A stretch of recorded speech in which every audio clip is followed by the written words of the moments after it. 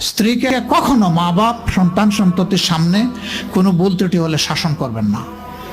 একা নিয়ে বুকে জড়িয়ে ধরে তার সমস্ত নেক কাজের স্বীকৃতি দিয়ে তারপরে বলবো যে এরকম একটা বিষয় আমি দুঃখ পাই নাই, তবে আমি চাই যে এটা তুমি কারেকশন করে নাও এবং আমি আল্লাহর দরবারে তোমার জন্য দোয়া করব। মাথায় হাত রেখে একটু দোয়া করে দেন। এর চাইতে বড় আর কোনো শাসন হয় না।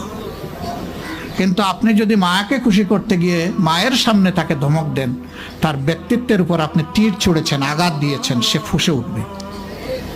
সে বলবে সব উজাড় করে তোমার এই সংসারে দিলাম, আজকে তুমিই না আমাকে এইভাবে বেইজ্জত করলে। সে মানুষ তো, তার মানবিক রিয়াকশন হবে।